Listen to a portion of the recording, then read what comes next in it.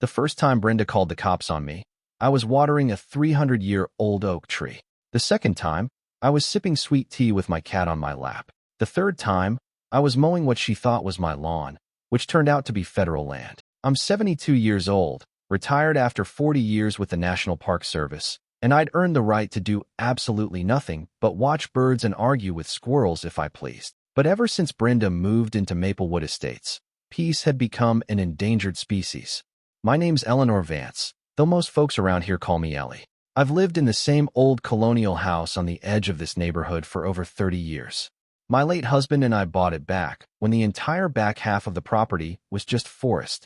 What most people don't know is that a little sliver of that forest, right where my yard ends, is technically protected federal land, an odd leftover from a failed attempt to turn it into a historic walking trail back in the 1980s.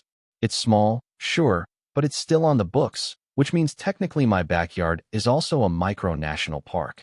And trust me, nothing confuses a local cop faster than a federal designation map pulled from an old filing cabinet with coffee stains and squirrel bites. That morning, I was simply watering the roots of Old Thunder, the massive oak that my husband and I used to sit under during summer storms. I named it after him.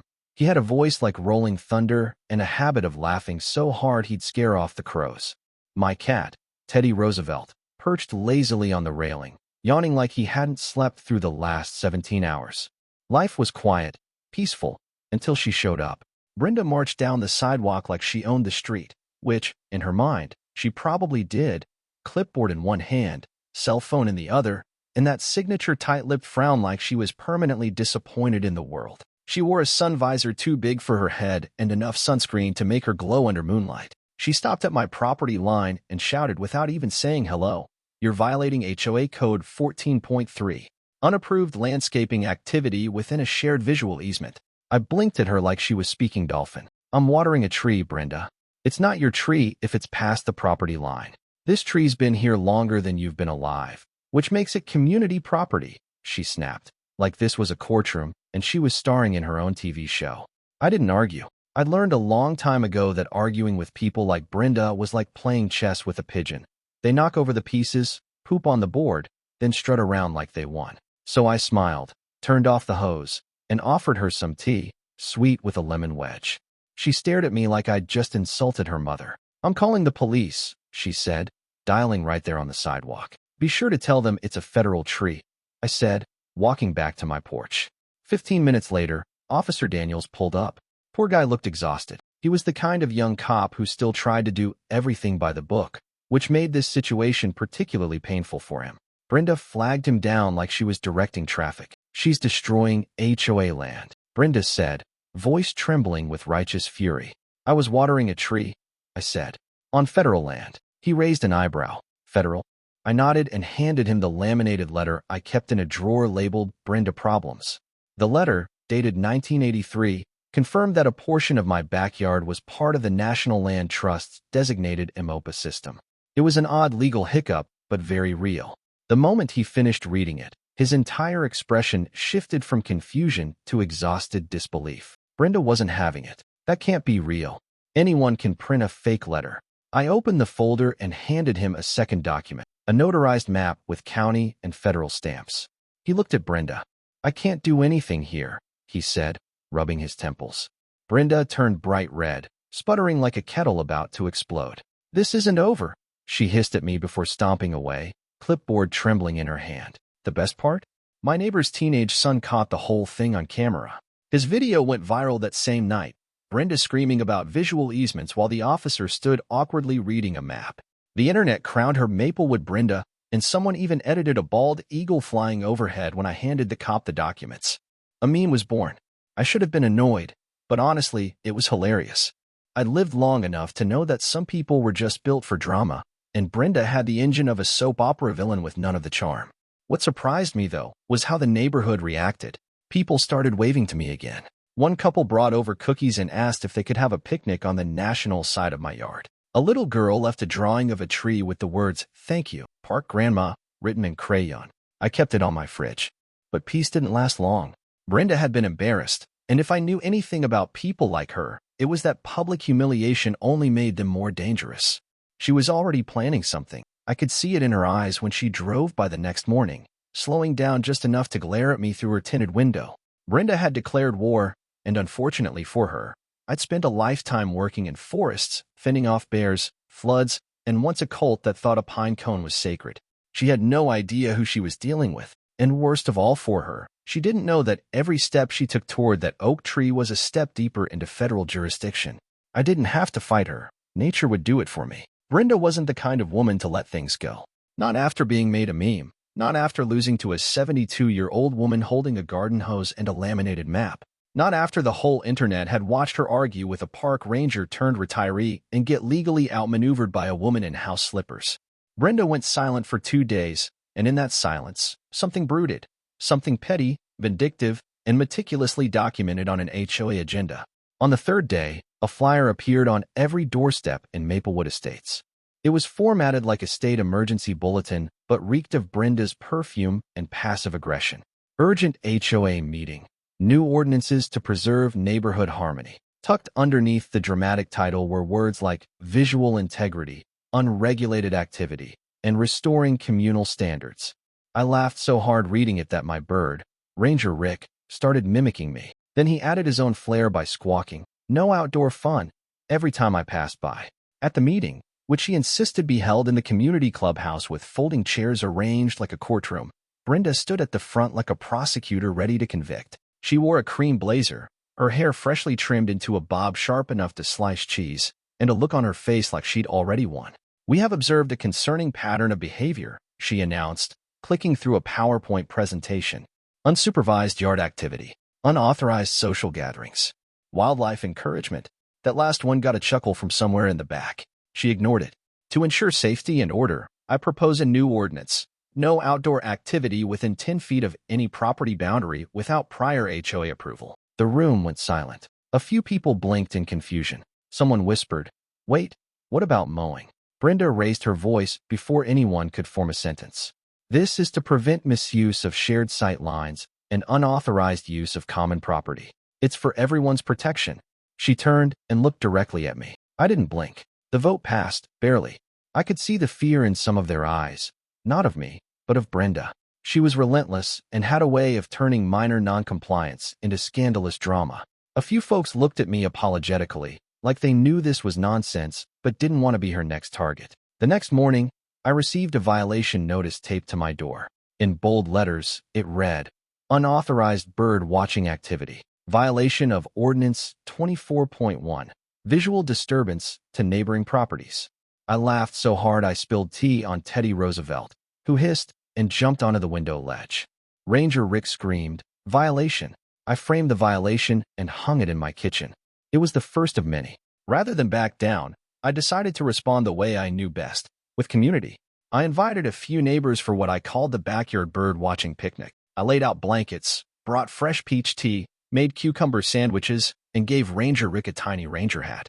People showed up with lawn chairs and curiosity. Kids brought binoculars and made nests out of pine cones. For the first time in a long while, laughter floated through the trees. We watched finches and woodpeckers. We even spotted a red-tailed hawk. Right around the moment someone shouted, "This is the most peaceful I've felt in weeks," Brenda showed up, storming across the lawn with a megaphone that was entirely unnecessary for the 10 feet she had to walk. She began yelling about code violations, about emergency meetings, about how hawks were predatory and could not be considered part of a family-friendly environment. Then, just as she raised her clipboard to start naming names, a white Jeep with the National Park Service logo rolled up the path behind her. 2 rangers stepped out, young, professional, confused.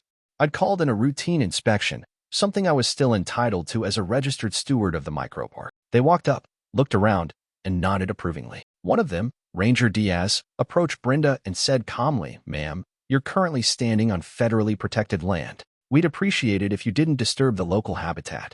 Brenda blinked. "This is a backyard barbecue." He smiled. "Technically, it's a community environmental education event. Also, I'd advise against using the megaphone. You're disrupting nesting zones." The kids giggled. Someone started passing out marshmallows. I handed Ranger Diaz a sandwich and offered him a lawn chair. Brenda stood there, twitching like a squirrel who just realized she'd buried her nuts in the neighbor's yard. By the next morning, a brand new drone was buzzing over my backyard. I watched it hover while I poured bird seed and whispered to Ranger Rick, "Looks like Buzzkill has arrived." Brenda had upped her surveillance game. The HOA newsletter reported that the drone was for community monitoring and compliance evaluation, but we all knew whose finger was on the joystick. In retaliation, I painted one of my birdhouses to look like a miniature radar dish. I hung tiny signs on my fence that read "No Fly Zone" and protected avian airspace. Ranger Rick began screaming, "Incoming," every time the drone appeared. Teddy Roosevelt swatted at it with increasing accuracy. I wasn't trying to provoke Brenda, not really. I was simply letting nature and a bit of humor do what it does best: adapt and irritate. The drone became the subject of neighborhood lore. Kids named it Buzzkill. Teenagers tried to hit it with water balloons. One morning, I woke up to find someone had knitted a tiny scarf for my radar birdhouse with the words, "Birds before bureaucrats," stitched in yellow. But beneath all the fun, something serious was bubbling. Brenda wasn't just mad anymore. She was obsessed. She began citing ordinances no one had ever heard of. One neighbor got a violation for non-conforming wind chimes, another for seasonally inappropriate floral displays. People were starting to get nervous. I could feel the shift in the wind. It wasn't about me anymore. Brenda wanted control, and control doesn't stop once it tastes power. It spreads. The only thing standing between her and total HOA domination was a 72-year-old woman, a cranky cat, a screaming bird, and a tiny patch of federally protected land. So I started preparing. Not for war. No, I was too old and too wise for that. I was preparing to make this about something bigger. Because when someone tries to take something from you that you know is rightfully yours, not just the land, but the peace, the legacy, the community, you don't just fight back. You dig in. You grow roots. And you let every bird and tree and blade of grass remind them, you don't mess with a ranger. It all came to a head on a Saturday that started with sunshine and ended with sirens. I had planned a simple backyard barbecue for the neighbors, nothing fancy, just some grilled corn, lemonade, and maybe a few rounds of lawn bingo. What I hadn't planned for was Brenda arriving with what looked like a folder full of citations, a mini army of HOA board members, and her signature look of bureaucratic doom. But I should have known. The moment I taped the community cookout on the park side sign to my mailbox, it was like lighting a signal fire in the sky for her. By noon, half the neighborhood had shown up. Kids played tag near Old Thunder, my husband's favorite tree, and someone had brought a portable speaker that gently played folk music. Teddy Roosevelt lounged on a lawn chair with a paper umbrella in his water dish, and Ranger Rick was riding high on someone's shoulder like a pirate mascot, screaming, "Barbecue defense mode," at random intervals. People laughed. They smiled. There was a sense of community in the air, something this place hadn't felt since before Brenda got her hands on the HOA gavel. Then she arrived, clipboard clutched like a weapon, flanked by two board members who clearly didn't want to be there. She stepped onto the lawn with the intensity of someone walking into a crime scene and immediately began announcing citations like a game show host gone rogue. Violation of HOA Ordinance 9.1. Unauthorized gathering. Violation 11.4. Noise levels exceeding residential enjoyment limits. Violation 14.7. Charcoal-based grilling on non-approved surfaces. I offered her a hot dog. She swatted the air like it was poisoned. "This entire event is in direct violation of Maplewood HOA's guidelines," she shouted. "It's also being hosted on federally protected land," I reminded her calmly, sipping my lemonade. Brenda narrowed her eyes like a hawk spotting prey. "That doesn't exempt you from the HOA standards." "Actually, it kind of does," said a voice behind her. We all turned. Officer Daniels again. Poor guy. I almost felt bad for how often he was being dragged into our backyard soap opera.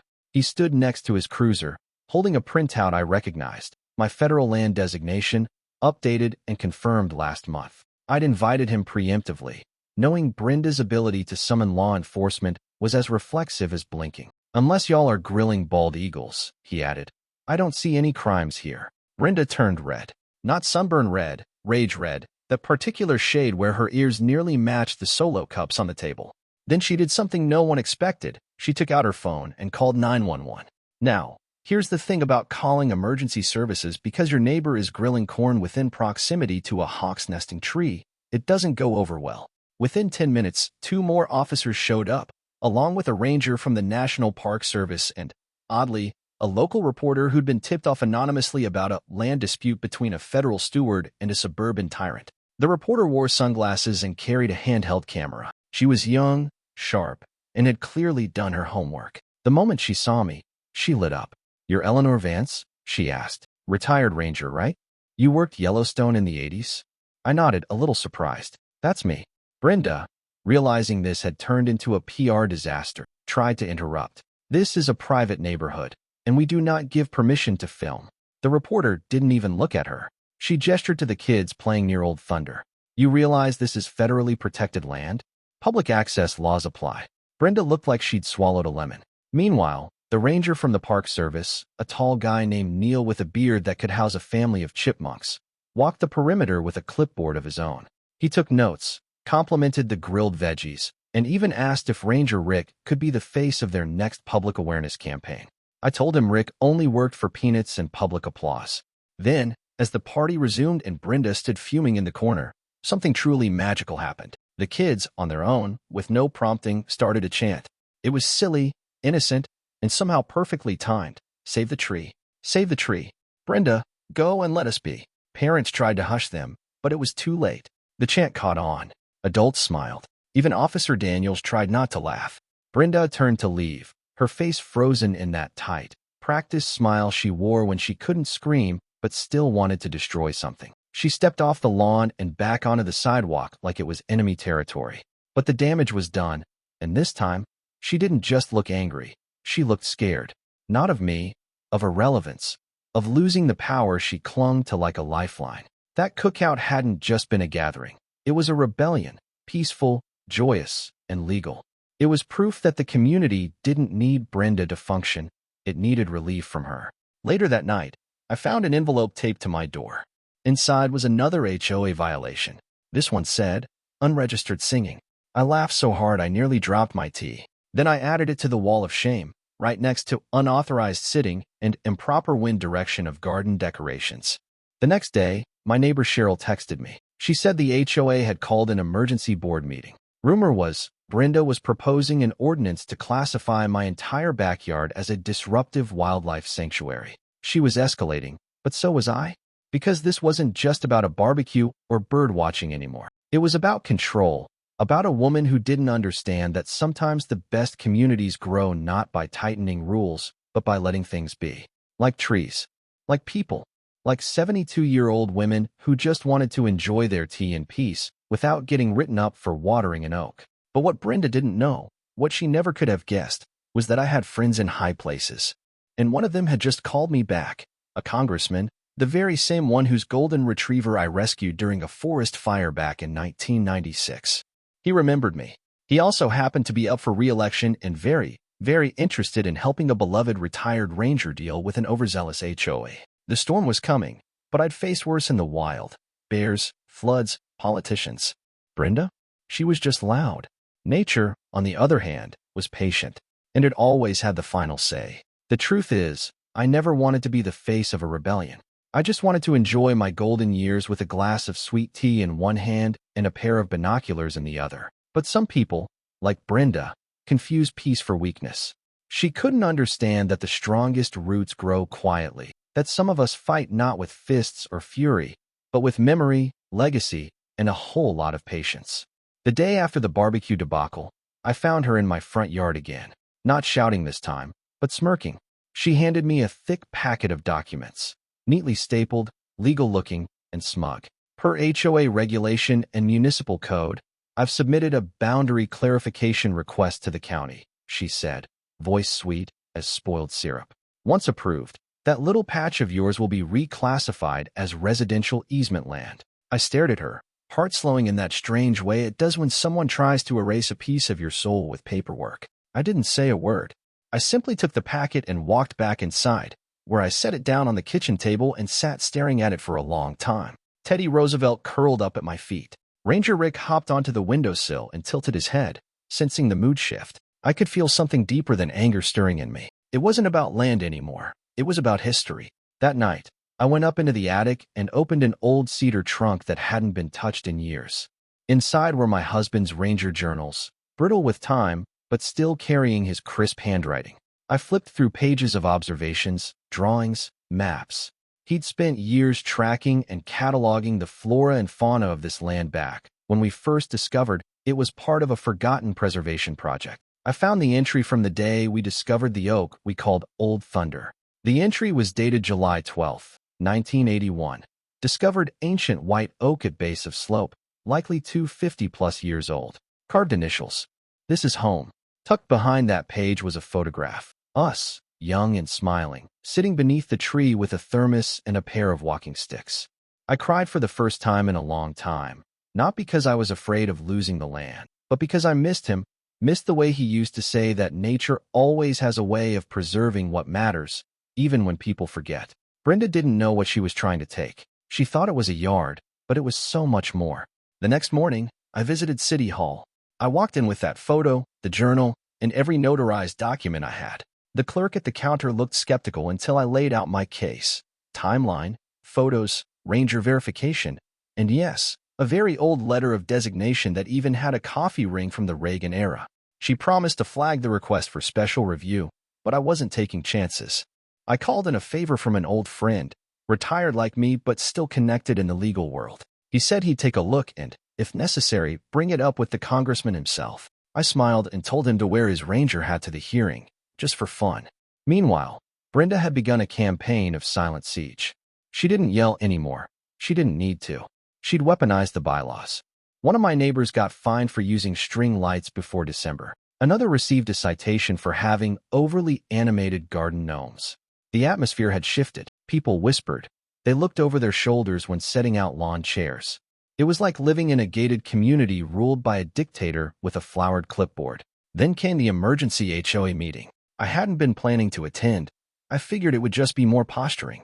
But that morning, Cheryl, the neighbor who had once brought me cookies after Brenda's first meltdown, knocked on my door with a worried look. "You need to be there," she said quietly. Brenda found a clause in the old HOA charter. She's planning to propose a reclassification that strips any non-residential land of its exceptions. If she gets the votes, she might actually get the county to back her. I thanked her, put on my best cardigan, and made my way to the community hall. The room was packed. Brenda stood at the front, papers spread across the table like she was defending a master thesis on tyranny. Her voice was smooth, professional, rehearsed. "We must update our property classifications to align with modern standards," she declared. "This redefinition ensures all land within Maplewood Estates meets residential expectations. No exceptions, even legacy areas." She glanced at me as she said it, lips curled just slightly. She thought this was her moment. When they opened the floor, I stood slowly. My joints cracked like old pine, but I held my head high. I didn't raise my voice. I didn't wave documents around. I just spoke. My husband and I moved here before the HOA existed, before there were fences. We helped catalog the trees and wildlife of this area when the state still had it marked as unclaimed wooded lot. That land isn't a mistake. It's a legacy, a sanctuary, not just for birds, but for the people who live here, who need a place to breathe. This isn't about one tree. It's about who we want to be as neighbors. For a moment, there was silence. Then Brenda laughed, a high, sharp sound. "With all due respect, Ms. Vance, emotional stories don't override legal process." That's when I reached into my tote bag and pulled out the notarized letter signed by the Secretary of the Interior, an official recognition of the micropark status, backed by a recent reassessment and confirmation. I walked to the front and handed it to the board. Brenda's face went pale. "I believe this does," I said simply. The room erupted, not in chaos, but in applause. Neighbors who had stayed quiet for months began to speak up. Stories emerged of Brenda's fines, her threats, her rules. One woman even pulled out a framed photo of her son planting wildflowers in the park zone and asked tearfully if Brenda thought that was a crime too. Brenda stood frozen, watching it all unravel. The board promised to take the new evidence seriously. They adjourned the meeting with an emergency vote set for next week. Brenda stormed out, mumbling something about legal appeals and procedural bias. But I knew then that the tide had turned. She had overplayed her hand, and the community had seen it. What she thought was a fight over boundaries had become something deeper, a reckoning. I walked home with Cheryl, who linked her arm through mine as we passed Old Thunder. A breeze rustled through the leaves like a whisper. I looked up at the initials carved so many decades ago and smiled. Brenda could rewrite every bylaw, but she couldn't erase history, not mine, not the land's, and not the way a tree, a picnic, and a few bird calls had brought a neighborhood back to life. The vote didn't go her way, not even close. When the final count was read aloud, 32 against reclassification, 4 in favor, With two abstaining, Brenda didn't even blink. She sat there, rigid and stone-faced, as if by sheer force of will she could make reality bend back in her favor. But no amount of fuming or foot-tapping could change what happened that night. The HOA board, weary of the complaints, tired of the press attention, and frankly fed up with Brenda's reign of pettiness, declared the land behind my house to be officially exempt from all future ordinance expansions. And just like that, my little patch of green had won its freedom again. But that wasn't the end. No, that was only the beginning of what turned into one of the strangest, most satisfying turns I'd ever witnessed in my 72 years. It started with a phone call. A representative from the congressman's office called me early in the morning, right as I was feeding Teddy Roosevelt and brewing my second cup of tea. The voice on the other end was excited, borderline giddy. They had news. Apparently, after the media coverage of the barbecue and the viral drone footage, the congressman had taken a deeper interest in the land behind my house. Turns out, during that reported cookout, someone had noticed an unusual plant growing near the base of Old Thunder. A botanist followed up, took samples, and discovered that it was an extremely rare species of wild orchid, one thought to be extinct in this region for over 50 years. That little flower had done what all my laminated maps and federal letters never could. It caught the attention of Washington. A week later, the National Park Service issued a statement declaring the area an expanded micropreserve due to the rediscovery of the orchid. Not only was the land now protected in perpetuity, but the preserve boundaries were widened to include adjacent green zones for pollinator pathways. The updated map arrived in a glossy envelope with gold trim. I unfolded it on my kitchen table and let out a long, stunned whistle. The new lines had grown far beyond my backyard, so far, in fact, that they now looped around and, by some sweet twist of fate, included Brenda's house within the designated boundaries. I didn't say a word.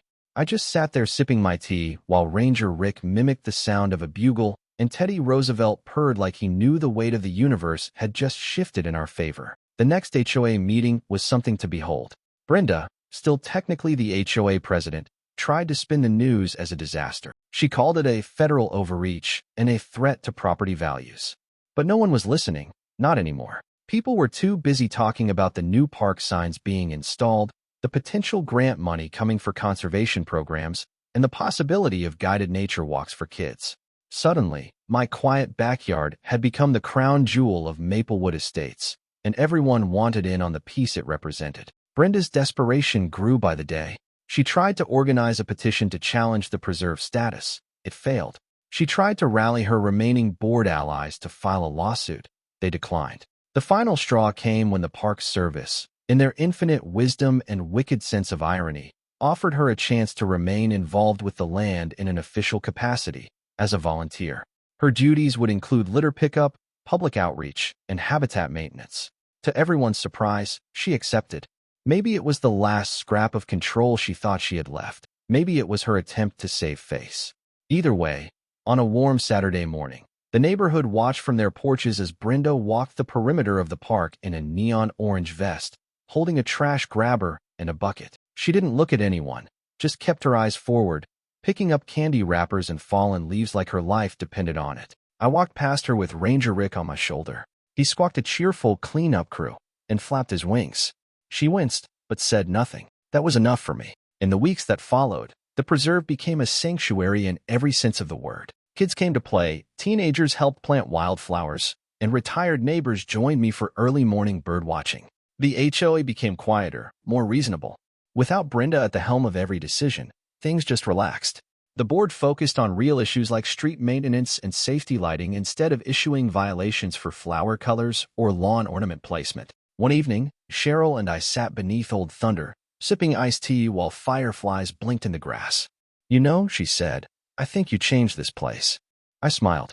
I didn't change anything. The land did. All I did was remind people to listen. She looked at the tree, at the initials carved so long ago. It's funny, isn't it? That a tiny park no one even knew about became the thing that brought everyone together. It's always the overlooked things that matter most, I said softly. Not long after, a ribbon-cutting ceremony was held to celebrate the official recognition of the preserve. The congressman even flew in for it, made a short speech about environmental stewardship and community spirit. He shook my hand, posed for photos, and even got pecked lightly on the head by Ranger Rick. which we all agreed was the bird's way of giving a blessing. Brenda stood in the background during the ceremony, dressed in her volunteer vest, arms folded, mouth a thin line. But she was quiet. She didn't interrupt. Maybe she'd finally learned that some battles aren't worth fighting. Or maybe, deep down, she'd realized the land she tried to conquer had humbled her in the most poetic way possible, by absorbing her into it. Now, on most days, I walk the trail that loops through the preserve, sometimes with neighbors, sometimes alone. I always stop at Old Thunder, run my fingers over the initials carved into the bark, my husband's and mine, side by side. Still there, still untouched. The kids built a little bench nearby, and someone left a small plaque that reads, Eleanor Vance, Steward of the Land. It makes me smile every time I see it. I didn't set out to fight a war. I didn't ask to go viral or testify at City Hall or outmaneuver a woman with a megaphone and a grudge. But life has a funny way of reminding you that your roots matter, that even in a world filled with pettiness and noise, truth can stand tall like an old oak tree. And sometimes, just sometimes, nature gets the last word, especially when it turns your enemy's front lawn into a national park.